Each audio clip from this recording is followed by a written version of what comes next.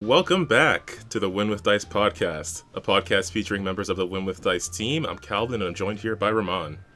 Hey guys, welcome to the Win with Dice podcast. Podcast all about tabletop RPGs, running them, playing them. Calvin and I take a casual approach to GMing, and turns out when we take a week off, we totally forget how to do this. Yeah, I regularly forget our intro. But hey, so we just like to share our stories about the games we run, the games we play in, and that you can see that the other side of the GM screen isn't so scary, and you would want to pick up the role and run a game for your friends. And that's the whole show. Perhaps in a new system, or a system you haven't run in yet. I recently did a stream where we played some Lancer, and I was running it, and I was very nervous, and we can talk about that. Hopefully that'll fill an hour. I don't know. I think maybe when we get into it, it'll start rolling. Ramon seems very confident about that. I am less so. But before we get into that discussion, we have to get to the most important part of the show. The Win with Dice Weekly GM Tip of the Week. Yes, the Win with Dice Weekly GM Tip of the Week, brought to you by Ramon. This is kind of like a weird tip, I guess. Specifically, it's based off of like the game that we're gonna talk about, that Calvin run. I think it's kind of cool that like if you want to run a game for a bunch of new players who've never played in a system before, like maybe add in a ringer. Calvin definitely brought me in, who's an experienced player with Lancer. Have played in a couple of different games. I've ran our Win with Dice game, so I'm pretty good with the system. So he brought me in just so he has like somebody on standby to make sure that he can check his T's and dot his I's, and maybe help out the players while he's busy doing something else, like working out the NPCs or figuring out the next plot point or whatever. I think it's super useful to have, like, it was basically like Calvin had like a co-DM. I was trying very hard to not stand in the spotlight, let the players kind of do whatever and kind of helping them out and helping them accomplish what they were trying to do in the system, while Calvin could just focus on getting the antagonists correct, or like getting the plot points correct, and like that kind of stuff.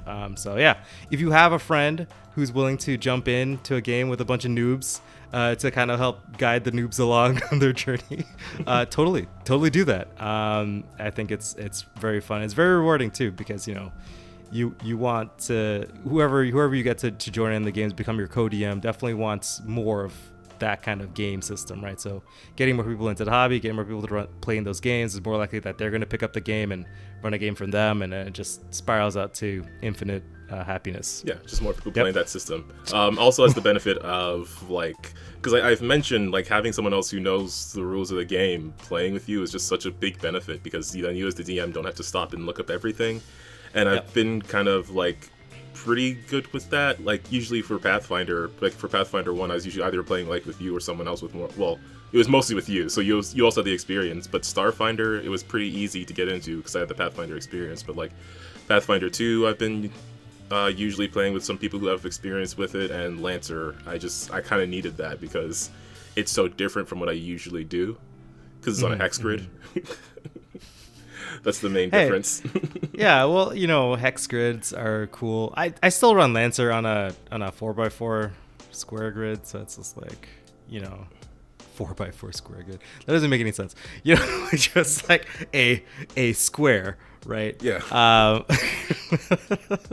But yeah, so it's fine. Whatever grid you want to use to play Lancer, it doesn't matter. Just play Lancer. Yeah, that's the main point here. Play Lancer. This game is. Yes, but also, yeah, there you go, folks. There's your tip of the week. Bring in a ringer to help your new friends enjoy the game more and take the pressure off of you. Yeah. All right, well, let's get into this. So, it wasn't even on our channel, but over on the Untold Stories project, where I've been for well over a year now. I started doing some one-shots with them. I was in their Fallout game for a bit, and then I was in their Superheroes game. They were looking to run some one-shots, and I offered, hey, I know this Lancer game, maybe I can do that. And I said that like late last year, so of course I finished my prep a week before the game. As you do. Yeah.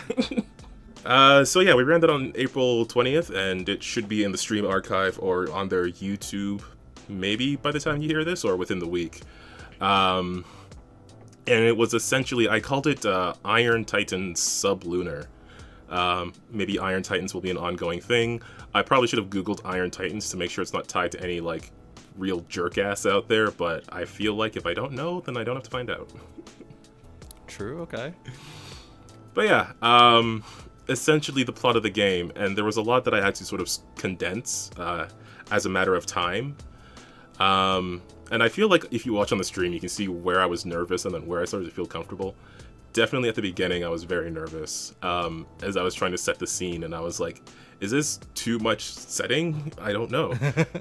I think well, I was there with you too, because I think you mentioned that, like, oh, don't worry about the setting too much, and my character literally was like setting dependent. I was like, I immediately was like, ah, yes, I'm from the Karakan Baronies, and I was like, this means nothing to everyone. Didn't describe like who my character was, what he looked like, nothing like that. I was like, oh yeah, this is Duke. I play Duke every game. Everybody knows what I'm talking about. Nope, I'm an idiot. Yeah, there were some things for me that were like, because sort of the intent of the game is you're dealing with like a hostage rescue situation. And of course, you know me, I got to figure out like travel times and things like that. And I was like, I had a moment when I was looking through the book and I was like, how fast does blink space travel take? If you go to a station, how fast is it going to take you to get to a planet over here or whatever? And I was like, I can't spiral into this. I have to get rid of this because it's going to ruin things if I even try to think about it. So I was like, no, the players are just there. They're there when they need to be there. That's true. Oh, I forget which homebrew field guide that has a lot of travel rules in it. That gives a lot of travel times based. I think it was Vex's? Yeah. It was Vex's, okay. So if I'm surprised you didn't use any of those, like those numbers, because you could just replace like any of the distances to be like, oh yeah, this is exactly how it is. You just switch the names up, right? It did come to mind, but by the time I was worrying about it, it was like, it's too late for me to even consider putting this in here. And all it's going to matter is for like one sentence in the intro anyway. It's like, they arrived on Tuesday. Exactly.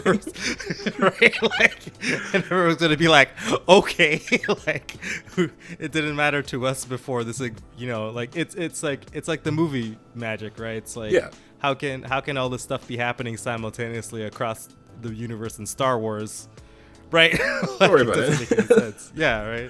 Yeah, and there was some like I didn't want to get into too much of the specifics of like each Union department and things like that. I just wanted to be like, Union is they're working with this new planet. The planet has a moon. There's some trouble on the moon. Yeah, it was good. And I liked, so like, I like the introduction. Everyone's character is just kind of like, okay. So first off, you channel a lot of your nervous energy into the CO, the commanding officer. I really did. I didn't mean to make them so squirrely, but like they kind of came off that way. Like you try a lot of Jerry vibes, man. Oh no. Sorry, I did consider running that game, but I kind of wanted to just make something that could be in a couple of sessions instead of an ongoing campaign. So yeah, there you go. There's your secret second tip of the week, folks. If you're nervous, just make a character who's also nervous, and then you can channel all of that energy into it, and then your entire players would be like, "Wow, that's really good acting." I hope so. So I guess I should describe the actual plot of this game, or at least at this point, is that we started on this very large spacecraft, the Nijimura, which, like most things, is named after a JoJo character. The players are a bunch of sort of hired mercenaries who were hired by a union to help deal with a situation on a nearby planet. I didn't even know we weren't just union. We were just like. I mean, it was sort of a mix. I kind of left that a bit vague, just for depending on which like backgrounds could fit into it, but it could be a bit of both. It's true. Certainly, some characters fit more of a mercenary type than working with union. more of like a like a side job to you. Like, it's not like they didn't buy into the whole union propaganda. They're like, well, that is fair. Like, the entire like team felt like they really didn't buy into the union's propaganda. It was just like, wow, we're here to do a job. And it's kind of annoying that all this stuff's getting in the way. Yeah, basically. So yeah, they were on this ship and they were heading to this planet by the name of Jove, which had a planet by the name of Abiona, which of course I've got from certain mythical names, like most cool names are from. But what essentially was going on is that there was this terraforming station on the moon that was being used to make the moon habitable. However, they got attacked by some pirates, this crew by the name of the Crazy Diamonds, who I was going to make look like Crazy Diamond from JoJo, but I couldn't get the pink and the blue to work together very well, so they're silver and blue instead. So the goal was basically go there, get to the terraforming, like the space station that's above the moon, and then recover any scientists who are alive there, and then recover the terraforming like machine. Of course, some stuff happened that we'll get to as we continue the plot, but that was basically the setup for the first combat. Just I kind of want to spoil it a little bit. There was specifically a meme on Twitter that I saw that you retweeted that is basically the plot of this. Yes, because I saw Vex post it, and then I posted it on my personal Twitter. I didn't expect so many people to see it. Listen, man, it was like the funniest thing, and then you were like talking about it later, and I was like, come on, Calvin, really? This is where you got your plot from? None of the other sci-fi nonsense in the whole world, just this very silly meme. I thought it was great. You should link. It was some inspiration. You should link the tweet down below, just so people like at the end of this video can get context of like why it was so funny. Like, I think I'll put it in the video. I'll have it at some point. Because I saw it and I was like, yeah, that's actually kind of what I'm doing. And then I posted it, and then like a bunch of people saw it, and I was like, oh gosh, I'm so nervous. But yeah, they're basically we did some intro stuff. I don't know if it went as smooth as I would have liked, because I didn't really get a chance to like describe what everyone's mechs looked like as well. But we did get a chance to have the characters start to introduce themselves to each other, and these were the pre-gen characters that we talked about a couple of weeks ago. And it was really interesting to sort of hand these characters off to players and then see what directions they all went in. Especially when it's people that I've played with before or have seen in games before. It was just really interesting the way those characters went. I'm a big fan of of how Longhorn turned out. Yeah, Longhorn went straight into Longhorn. It was just like just spurs and you know, that whole cowboy aesthetic. It was just like, it was great. I can't really do a good cowboy accent or the voice or anything like that, or even the attitude. I'm really piss poor at that. But I'm forgetting the player's name because I only met them on stream. Oh, Brian. Brian. Brian destroyed it. I don't know his background, but he feels just like he was born to. That's just him. Like. Yeah, no, I did because we were on the Fallout stream together, and I had a lot of fun playing with him then. And there was also, I think this should be on YouTube by now, but our one shot, D&D one shot that was sort of set in like this camp horror story. There was a moment where his character. There was a moment where he took like a whole bite of an onion on stream, and I was like, okay, no one can top this man. It was completely in character and everything. I don't know where he got it. Same place where he got the hat, like. Yeah. Yeah, I just went AFK for a bit. I come back and there's hats. But yeah, just like Andy playing Helly and stepping into like this leadership role, which I thought was really great for her. Wiki was playing free shooter, and I loved the rivalry that she had with Longhorn. Blue was playing Empress, and I liked her sort of like quiet and being a bit quiet and reserved. And then like this guy approaches with fire, and she's like, "Yeah, whatever. How about you explode instead?" And of course, the Duke and switch. The Duke and switch. Ah, yes, the most powerful maneuver in all of Lancer. Shoot me instead of my friends. Aha, you forgot about my friends. Oh no.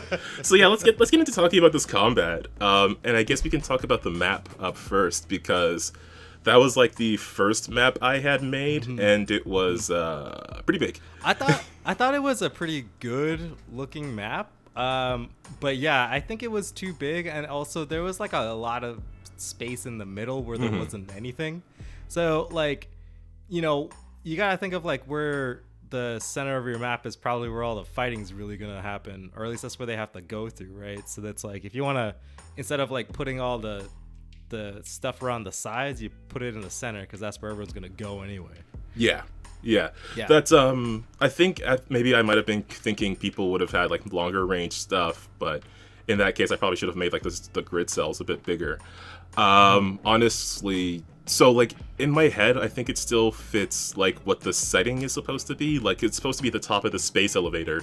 So I was imagining, okay, in the middle it's gonna have like this large circular space where the space elevator comes up and goes down and everything. And that's sort of what it is. I might put it up, I might not, I'm not sure yet. But if I do, then you can see it. But it's basically like you have this large circular platform in the middle and some kind of empty space around it, and then around the whole hangar itself, where the players entered and where these pirates were sort of guarding. There's different size crates, there's different size like barrels and stuff, there's places to park vehicles and mechs and things, and like a elevator platform for like a control space. Like it functionally works and fits, as in like this makes sense for what the space should look like. But as for gameplay, it wasn't until we got into those first couple of rounds that I was like, oh yeah, they gotta walk all the way over there. yeah, especially because like, you know, I mean, I think you did outfit all the mechs with like generally long to mid-range weapons. Like that's for sure, because you had like an archer, you had I had an assault, I had a rainmaker. Assault. Yeah, rainmaker. Yeah, so you know those kind of mechs are always good for like, you know, letting the players come to you kind of deal, like playing the midfield. Like I thought it was a good combination. The funniest bit was the fact that you stuck your pyro elite in the back of the room. Yeah, because I was like, oh well, he's the boss, so he's gonna be standing in the back looking cool. And I had like his he had like all those certain abilities and pyro abilities and whatever, but I didn't look at his speed until we played. I mean, these are just things that like I mean, learn from experience, right? Because then he basically had turns where he was just like move again, and I don't have anything to do with his last action, so I guess he'll just stand here and look cool. So now, like in retrospect, I'm either gonna be like, well, the next time I do this, either a smaller map or put the pyro closer to the front, or make sure he has something else he can do on his turn, because it's not like he's good at like, it's not like he had like the sensor range to like invade or lock on or anything like that. Yeah, pyros are really good because they're I think they're our defender. I think it's the archetype. I don't remember. I don't have the book in front of me. But either way, like pyros are slow, but they can take a lot of damage, and they definitely just get in the way, right? Like their cone is huge. They set up that fire break wall at the end of their turn, so then like, you know, incoming attacks are like negated a little bit, like, or it's lessened because you get like the cover or the accuracy, the difficulty on the attack. You know, that kind of stuff. So it's like sticking him at the back of the room, it's like is not really playing to its strengths. Yeah, no, definitely not. Because we did deal with some pyros in our stream on our channel that we were running, and they worked a whole lot better in like these small cramped hallways than in a wide open hangar from the back. Yeah, that was like by design. I was like, these dudes are just gonna literally stand here and you have to come to me, so I don't have to move anywhere. I just get to pull out the template and everybody just poops their pants. Like that's yeah, how do you like this wall of fire? Yeah, it's the best moment when you just flip it from the GM layer to the player layer. And they're like, oh god. Just a hallway full of fire. Yeah, no, totally by design. But yeah, that's why I think pyros work really well in like cramped spaces, because like what are you gonna move? You're stuck with me. Like, you know. But yeah, no, I still think it was I think it was fun. I like that the the enemy choices. I like the map for the most part. It showed off, like, you know, Duke's speed, how Duke literally had to use all of his power to get the furthest up the field. Yeah, and right away we saw, like, Duke was definitely, like, the fastest one there. So he was right up in front, and that's when we sort of ran into what's been called the Duke and switch, which is where Duke shows up, makes himself a big target. I mean, I fell for it, because I was like, all right, well, time to blast Ramon, I guess. And then everyone else shows up once all the enemies are in position, like, blasting at Duke, and then it's like, oh, no. And yeah, because you're gonna come towards me, who I'm just dead center. You're gonna move closer towards me, so everybody kind of groups up a little bit. Mm-hmm. I'm the one that's in range. You're gonna spend all your nonsense just instead of setting up something. You're gonna just shoot me because it makes more sense, right? And then I just run away. Just immediately, like Duke is only cool for, like, you know, half of the combat, and the other half he just kind of just chills while his friends just mop up. Like, Duke goes first for the 2 first rounds and then goes last in the other 2 rounds usually. Yeah, which is basically what happened. Which is basically what happened. I think that combat was only like 4 rounds, which is was exactly what Duke did. There were definitely some things I wish I had done maybe a bit differently in building some of these. The support in particular is one that I kind of wish I went back on and maybe added some more offensive capabilities to. Mm-hmm. I often struggle because I did the same thing. Like, during our stream, I think it was the one where you guys invaded the Blue Horizon base. I forget what we called it, but it was like our heist. I guess it was kind of like a heist. It was mostly just like more of a smash and grab, but the smash and grab. Because I also had I paired, like, almost kind of the same deal. What's it called? A support, which didn't really do anything in my opinion. It was kind of in the way, but like it really didn't stop you guys. It really didn't help my enemies that much, or like, sorry, the bad guys that much, right? It was just kind of like there. It did something, but then it was like kind of sad. Yeah, I think the support, I mean, it doesn't really have a whole lot in the way of weapons, obviously, because it's a support thing. So, like, by the time we got to the end, it was sort of like, and I had already given him the, oh, geez, voice, so by the end, he was the one more willing to surrender when he was one of the 2 that was left alive. Yeah. That's I don't know. Also, like, I would like to mention that Calvin went through the gauntlet of all of his voices. I got a couple in the bank. It was like that kind of like East Coast Jersey, like New York accent came out. Yeah, that was the assault guy. The archer was like a bit higher pitched, kind of nervous. The Rainmaker didn't last long enough to get much of a voice. I think I kind of did like Schwarzenegger kind of thing for him for like 2 seconds. I thought it was hilarious because it was just like, it just felt like we were playing like an RTS, and they all have like these quipply little one-liners every click on the unit. That's what I was aiming for. I couldn't have done like extended dialogue, but a guy being like, "No, hold on, I'm gonna get over there and burn you." That I could do. So yeah, that's there's definitely like some things I wish I could improve, but I think I learned like some lessons. Certainly in regards to map size. I think if I went back on this, I would like keep the core ideas of it, like the circular thing in the middle, vehicles and crates and containers and cover all around, but probably bring it in a bit more. Yeah, like maybe have just like a stack of them, one or the like close by or something, like they were assembling it to just steal it and take it down the elevator. Yeah, right, that could have been a thing. Like, it's like, you know, or like maybe have like the mech closer to the center, like it was like before it picked up its gun, it was like literally holding like a container, like it was loading it, right? That kind of deal. So it could start like in cover because it just drops the container and pulls out its assault rifle, stuff like that. Yeah. Because I made these in Dungeon Fog and they turned out very well. Something Dungeon Fog also does is like if you select a certain prop or whatever, you can also have like random rotation and scale every time you click to place it.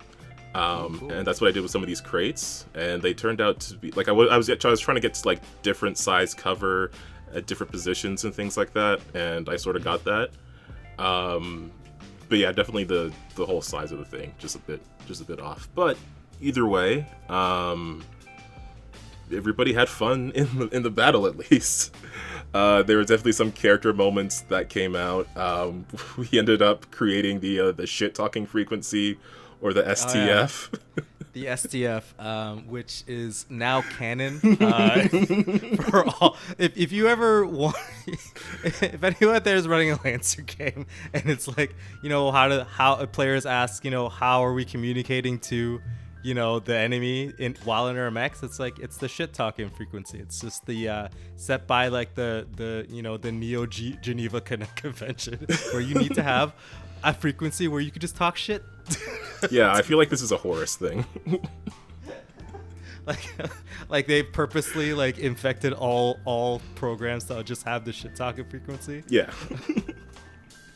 Because there was a moment where I was like, oh, I wish I could have like more communication between the two groups, and I think I might have said I think it might have been, I don't remember who said it, but someone mentioned that there should be some frequency where they can all hear each other. And I guess it just snowballed into that. Because I was coming off of Gurren Lagann as well, where they talk inside the mechs, and sometimes you can hear them from outside. And I was like, are you guys just like broadcasting that? Yeah, and sometimes like their video shows up like in the mech. Yeah, like, it's so funny. They're just talking shit to each other the entire time. It's so good. Yeah, man, it's just a general shit talking frequency. And the STF, the official title of that, I think that's what we're gonna call it now. Yeah, and then it just gives me the opportunity to like have these people be these very brief characters, which is fun. So yeah, you guys came through. The Rainmaker was a grunt, so they went down pretty easily. I was a little sad about that because I was gonna give them the old Duke special. Yeah, I saw you winding up, and I probably should have just made them like a regular character. I was just worried about like difficulty, but now I've kind of see like where people are in terms of like how much damage output they have. I think the team, as it's laid out, could have handled the Rainmaker just being a regular character. I mean, it would have likely just died when Duke touched it. Yeah.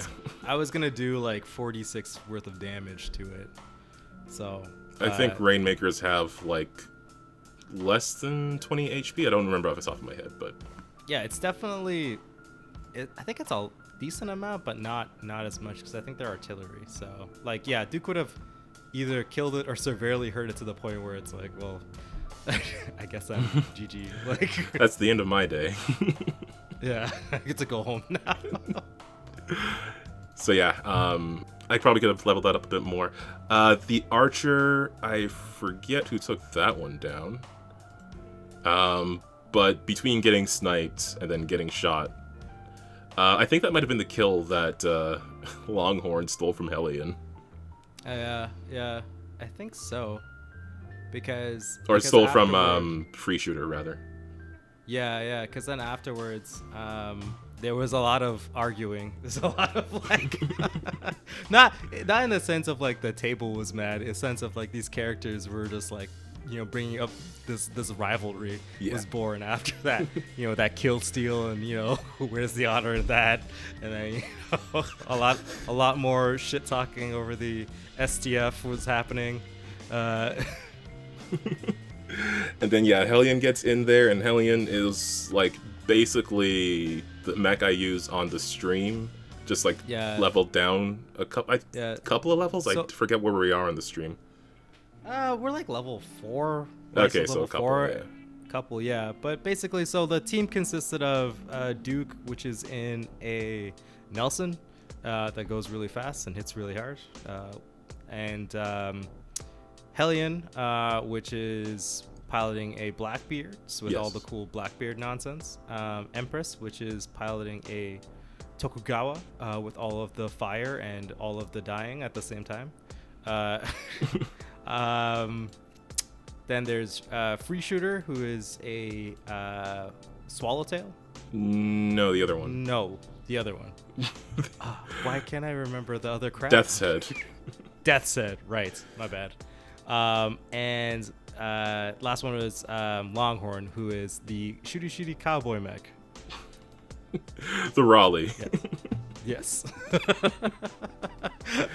shitty cowboy mech. That's. I mean, yeah, you're not wrong. Yeah. So yeah, I think it was pretty good composition. Not a whole lot of strength as far as like tech attacks goes. So I think your E defense on average is probably pretty low too. So maybe I should put a witch in there somewhere. If you put a witch in there, I will kill it. I thought that might be too much for, because I wanted to fit it in like one for a first game, one to fit within a stream. Yeah, I thought it might be too much. You could put a witch in. I don't think witches are as bad. Witches are scary because they can just hurt you in ways that you're not expecting as a player, right? You're expecting to get shot at, you're expecting to get these hands, right? But then it's like, you know, getting your shit blown up because like, you know, your heat cap's like 4 or like getting disabled or slowed or whatever. It's just awful stuff witches can do to you, which is not just like directly take off your HP, which is like the bad part, right? Yeah, I think I might save it for if we do this again, whatever the next Iron Titans adventure is. I'll probably save the witch for that, but I do want to lean more into the E defense hacky stuff at some point in the future. Yeah, I mean, it'd be cool. I mean, it leans towards the more of like, instead of killing the players, it's like debilitating the players, right? Mm-hmm. Which is like always like more traumatizing, I think. Yeah. Because it's like, damn it, I'm so much cooler than this. Damn this witch. Right. I am still like trying to stat out like the next combats because I think we can maybe fit 2 if I just sort of like make it work, because like for this one the first 2 rounds were like walking, so yeah, but you know, that's okay. Like everyone makes a giant map where like you're like, oh whoops, my bad, this is a little too big. Yeah, no, honestly, it was like maybe 10 spaces too big. If you cut that out, then everybody would have been in the right amount of shooting range. Yeah, like I'm looking at it and I can see where I can like compress some space. Certainly like the next, because I did have 3 encounters planned for this. The next 2 maps are definitely much smaller ones already, so I'm not too worried with that as far as like scale goes. Maybe the last one is could be a bit smaller. There might be some wasted space in there, but you do start close to the enemy, so we'll see. I mean, that's the thing too. You can make it as big as you want as long as like the enemies are relatively within range, and you can string them out too, right? Like, I think it's okay to have like a couple enemies like more in the mid range and people further in the back, as long as they have like cover and there's like more interesting ways than just like being out in the open, so the players could be like bang. Like, yeah, no, there's. It's definitely like not like opposite sides of a football field kind of map. Yeah. So yeah, I think the combat overall was going well. It was up to the pyro, actually, very interestingly, after getting grabbed by a Hellion and then just like in the unbreakable grapple, like you're in the truck now. I think I was the team truck when on the stream, and then this enemy was just in the truck and you gotta get pulled along. Yeah. That's one of the beauties of the Blackberry. I think the Blackberry, is one of my favorite mechs, and every time I'm like, I wish that I could run one, but I'm just far too afraid of just being blown up by tech attacks. Nah, it's fine. It works out for the stream because I've got like more tech backup there, so it's fine. But yeah, no, I think everybody's mechs were super cool. Everybody's characters were super fun to bounce off of, in my opinion. Oh, I love that. I was worried. I was like, should I put more character personality into the descriptions, because I have a bit of it. But no, I love what people did, so I think I'm just really glad those characters turned out very well, and I'm glad I had you to help me make sure all those stats made sense as well. Yeah, I think we did a good job. You know, I mean, Lancer's a cool game where, like, even if you didn't do everything optimally, it's still pretty fun. Oh yeah, yeah. But I just also want it to be optimal. I want both things.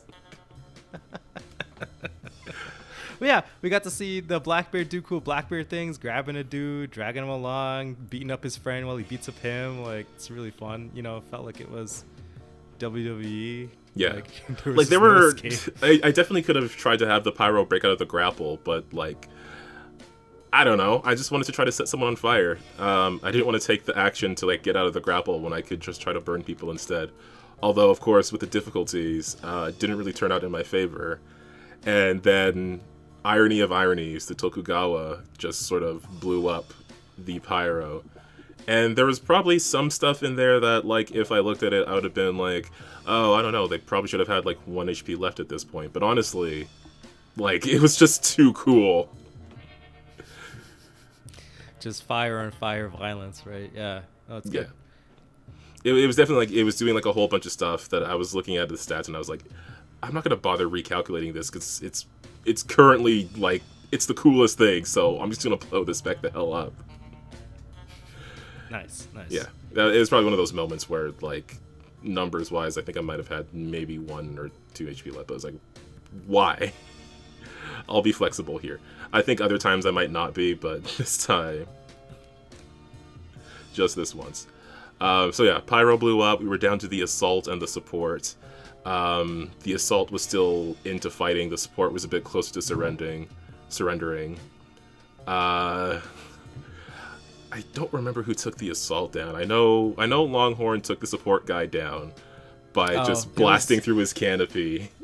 Yeah, it was Duke. Duke took the Duke took the turn. I think it might have been the 3rd turn. Yeah, so it was like the 3rd turn.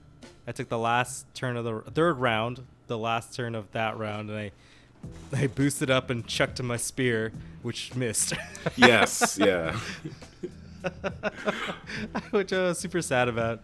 I was like, no, all this effort to just whiff.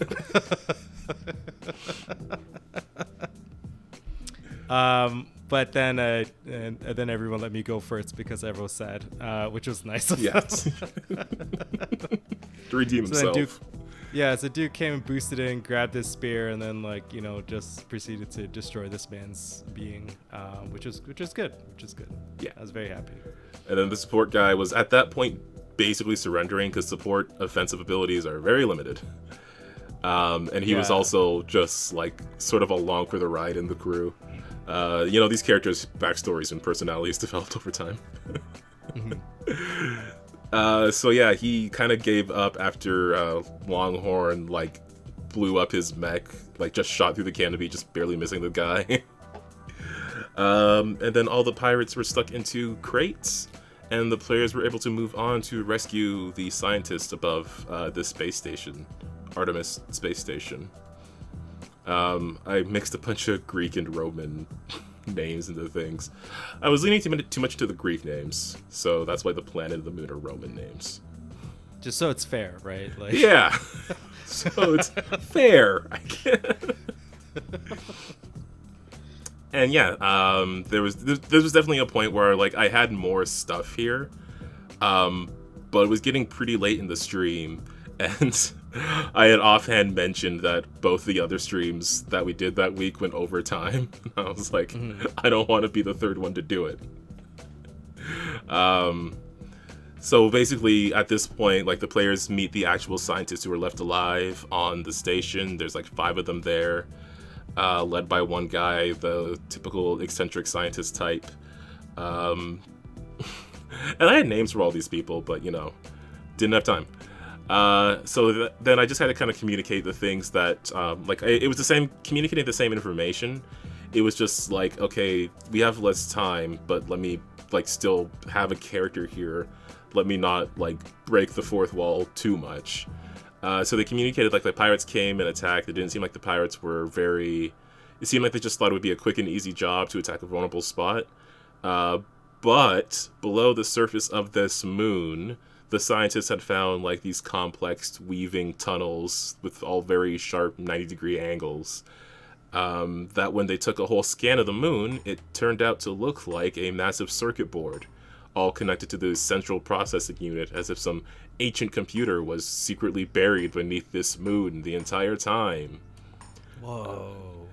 And unfortunately, after the attack from the pirates, this computer seemed to go into like some sort of emergency state where it took over the terraformer and began using it to like protect itself by layering like thicker surface on the moon, which would shift the weight of the moon, obviously, throwing off the tides on the planet below, and possibly pulling them both into each other if the moon builds up enough mass. So it's not really like a smart move for that computer, dog. It's a scared computer that's panicking. It's like, oh no, I gotta protect myself. Just layer a bunch of this stuff on, and I don't know. Don't scare ancient giant computers. Yeah, they spook really easy, right? Apparently. So yeah, this I guess I could talk about this part a bit, because I was playing Mass Effect, and there was one point where we came to, like the first Mass Effect, how they have planet descriptions and things like that, and there's this little blurb of like a paragraph of like some history about it and whatever. One of them, it was like people believe this planet is like an ancient giant computer, and they try to like send signals out to communicate with the ancient machinery and stuff like that. And I thought, that's incredibly interesting to me. And it led me looking up this, I think the term is Jupiter brain, and it's like a giant like computational device, like a planet-sized computational device, or moon-sized, as the case may be. So I was kind of like dealing with that, and I thought it was a really interesting thing, and I was like, well, what can I do with that? Where can I put it? There was probably like other ideas and things that I had that might have been more dealing with it directly, but I kind of liked the I think also partially inspired by Sentinels, which I was thinking about a lot, and Baron Blade, and they're one of the enemies in the game. His whole big thing is like crashing a moon into the Earth, so that was a whole thing. Crashing the moon into the Earth. Moons and Earths and all that. Yeah, some random moon he just found. Like, just found it lying around. That'll do the job. And also, I did want to have like some good cannon fodder with personality enemies. So of course, pirates really fit well with that. So just kind of a combination of several different things that were in my head at the time. I'm sure Outer Worlds had some impact in there that I'm not thinking of or remembering at the moment. Well, it's probably like just the general violence in that place caused by looters. Yeah. Something like that. When people out here just trying to do science, people would be like, "Yoo, psh, psh, here, come take your shit." Like, Destiny as well. Was also a bit of an influence on that. Oh yes, good old Destiny. What if the Traveler was nervous? Was nervous. What if the Traveler was Jerry? Oh no! That would be so funny. So yeah, like a bunch of things sort of came together for that. And that movie that just came out, what was it, Moonfall, where the moon is evil? Wait, there's a movie where the moon is evil? It's like the moon's about to crash into Earth, and then they gotta fight the moon, and then the moon is actually like this... Oh, God, because I'd never seen it, so... Wait, what? No, hold on. You're telling me that people had to fight the moon? It was like connected to some sort of thing, what? Some alien like thing, or maybe it was ancient humans or whatever. But no, it started off with like they were in space, and then something went wrong on the space mission, and I think like an astronaut died or whatever, and then they got mad at the one astronaut who survived, I think, and then he was like, "No, but the moon's getting closer" or something. I don't know. But the moon's gonna kill us all. Basically. Look, I only kind of like heard about it like third hand, obviously. But I don't know, the moon was evil or something. Oh, okay. I mean, Yeah, all right. I think that it's funny because like all these screenshots are just hilarious. Because it's like a picture of like the moon over like a city, like it's coming down, but it's like in real science that would never happen. Like the moon would literally explode because of the gravitational forces of like it being closer to the moon while its other half being slightly farther away. It would literally like stretch itself, and Yeah. the moon would just break apart into like lots of meteors and be far worse. Like, oh, so much worse, so much worse than just being like right kind of deal. Anyway, that's Yeah, maybe it's a good movie. I don't know. It's got Patrick Wilson in it, so you know.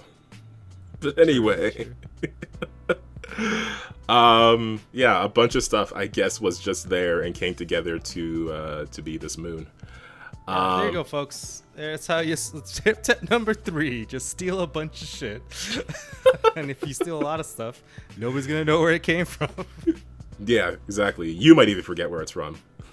Oh no, wait. The terraformer going rogue was from Outer Worlds, just not like everything else around it. But the terraformer being broken is from Outer Worlds.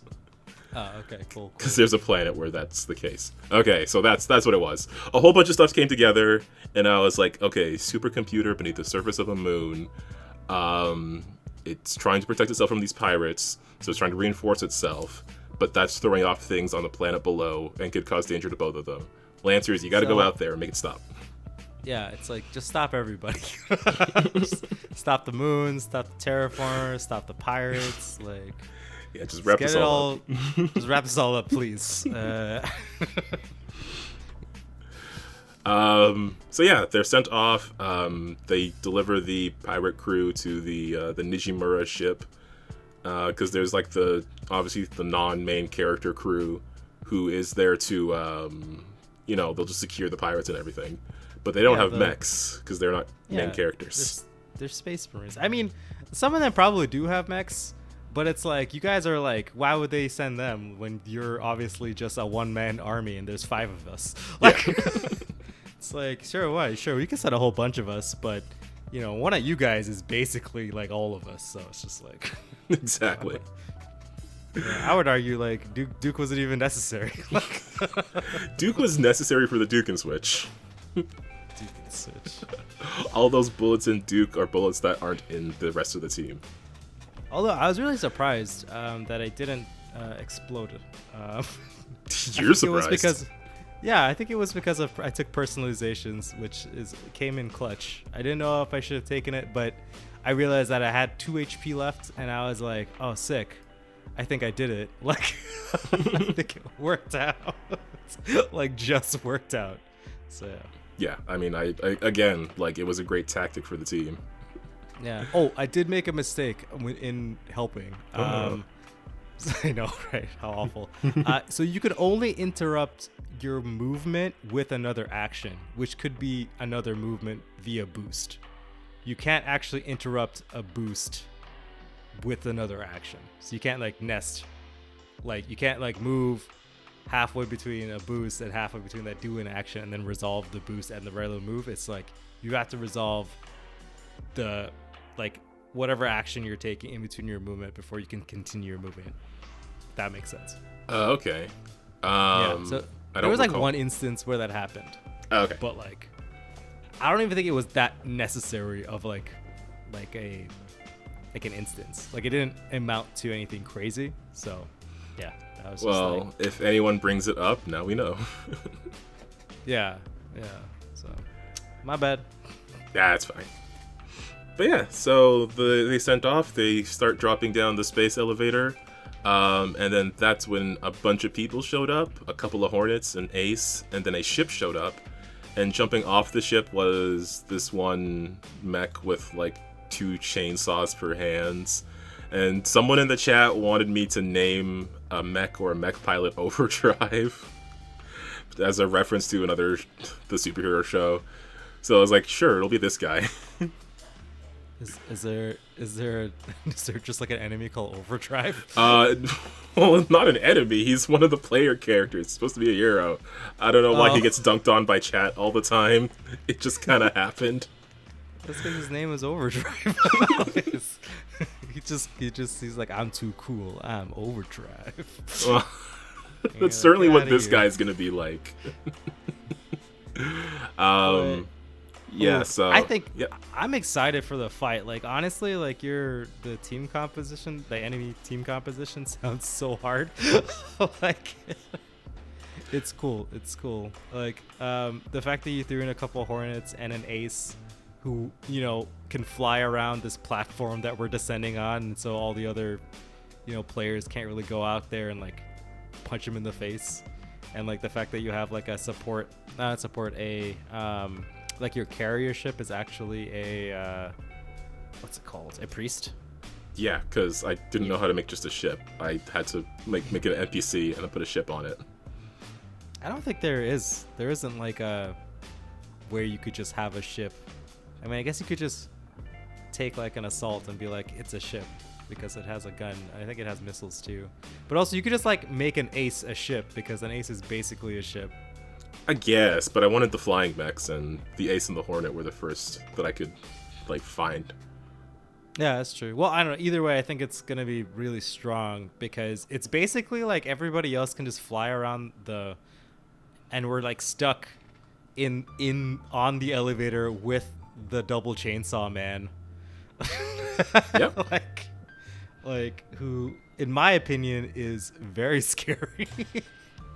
Because he's a berserker, I think you're gonna make it. Yeah, so you know, I'm excited for the cage match between like Overdrive and Hellion. You know what I mean? Like, yeah, Overdrive is honestly like evil Hellion.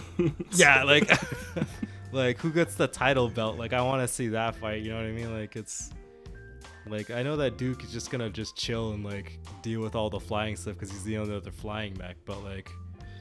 Man, like I'm excited for them to just go at it. Yeah, like I'm not sure, because like the thing I have to consider at most is like time, and I feel like given what you did in the hangar, this combat shouldn't take too long, and I should be able to fit this and the finale combat in. But I'm gonna have to see, and I'll have to see what I need to do if it doesn't work out time-wise. Like I have ideas, but. Yeah, that's true. Yeah, I'm limited to 3 hours still. I'm gonna say you always have the option to just retreat. Like if like your main badass guy just gets nuked and you know everybody else just saw how he got murdered, everyone's gonna be like, nah, it's all good. Like I'll go and live my life somewhere else. Like I'll go home. Yeah, I mean, Flying Squad is smarter than the Hangar Squad is. Yeah, so. You know, they could also just because they could just bounce at any time, right? Like they don't have to ride a dumb elevator down. Yeah, it's a possibility, or I don't know, they might do something else. I don't want to say what, just in case, but they might. They might just go to a different battle map, but we'll see. So yeah, okay, basically, cool. Like they're on the platform. It's like this donut map. There's a ring with stuff on it, and it feels like a Halo elevator. You know, things that just like it doesn't feel very safe. That is what I was aiming for. So Halo, another inspiration. Yeah. But yeah, I like this map. I think it looks really good. All the Dungeon Fog maps that I've made so far have looked really good. Nice. I think I might keep using it, although they limit you unless you pay for the service, but I don't remember if it's a subscription, so... Maybe one day if they sponsor us.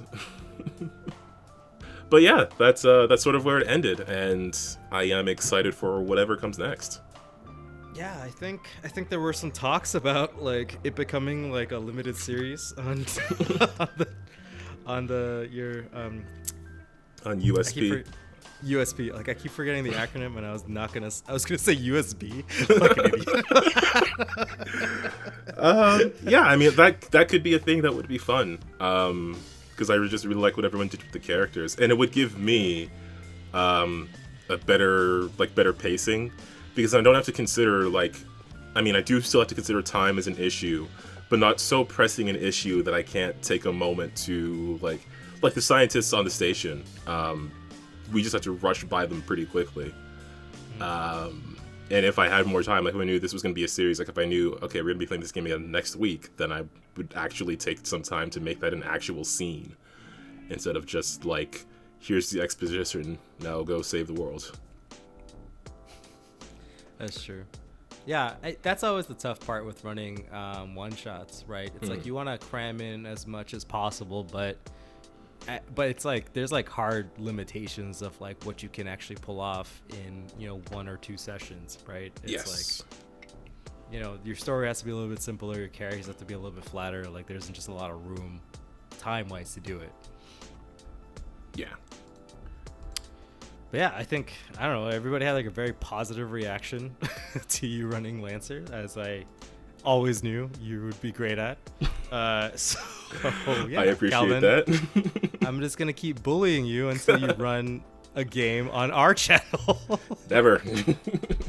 Maybe. I don't know. I want to get our Starfinder game going again. Forget about that. We'll just convert it back. Just convert Starfighter into Lancer. There's mech rules for Starfinder, though. But Lancer's cool, Calvin. No. Okay, that's fair. I can be the only Lancer GM on our channel, I guess. Even though I haven't ran a game in like a year. Well, one day our stream will start back and we'll get into it. Yeah. But yeah, that was sort of the game. I did, again, like I learned some things. I am gonna go back and look at my enemies and just make sure that like they have something they can do on their turn. I need them to have like I don't want them to be like the support where he just couldn't really do much of anything enough to be a threat. Like I want them to have something that they're capable of doing, melee or range or whatever. That's true, but you could have. I think it was really. I think your selection was really good. I think it was just your positioning was like. Because I think doesn't the support provide hard cover? It might because of its size. I don't think it has a specific ability to do that, but it might because of its size. Oh, it doesn't have Guardian? If it did have Guardian, then you could have had the support like just be more in the middle and have everybody like work around it or whatever, right? That kind of deal. Because I found that like the support was too far back to actually help all the people getting shot at the front, right? So then it was like, the support could only have helped like basically the pyro, but then the pyro was also still too far away because like it moved all the way up, taking both of its turns, and then all of a sudden now the support was like it didn't have anybody to help. Yeah, that's literally it. I don't know. All comes back to the map size, which is a thing to work on. I might redo the finale map, or just like resize this grid cells on it. Because I like the shape of the map. I just might like make it like scaled it down. Scale it down. Yeah, okay, cool. That would be kind of cool. I mean, I'm excited to fight an ace. I hate aces. I love using them because they're so goddamn good at just being like, nope, you don't hit me. And then, nope, I'm over here now. Yes, that's what I'm looking forward to. I like the design of the ace, how it's just like a jet with legs. just this jet with chicken legs, and it's like, haha. This is exactly what this thing needed. Jets just needed chicken legs. That's what it needed. Yeah, and I'm interested to see like how the team deals with this bunch of flying enemies. But yeah, that's gonna be the next time we play. I think in May, the 11th or the 18th. I wrote it down, but I don't remember. I probably should. I'm sure you'll post something about it, so follow us on Twitter and you'll hear about it. And Calvin's gonna run the fabled Iron Titan one shot, which is basically 2 episodes now. Look, really stretching the definition of one. Every one shot on that channel ends up being 2 episodes, I'm telling you. In my experience. Nice. So yeah, I just prepared for that. So yeah, I think well, I don't know. They haven't. I don't want to like announce things that they haven't officially announced. I think by the time this episode is up, there will be official announcements. So be sure to check out the schedule. But I think we can roll into the outro of this episode. I'm surprised we talked about this for an hour. Not gonna lie. Yeah. Oh, shout out to the dice gods for making the coin toss the most epic coin toss. Oh yeah, in like the entire universe. We have to mention, because as we were coming to like the last round, like we were trying to determine who was going to go next, and both Longhorn and Free Shooter wanted to take a shot at the support guy, and it was gonna be like whoever went next is gonna probably kill this guy.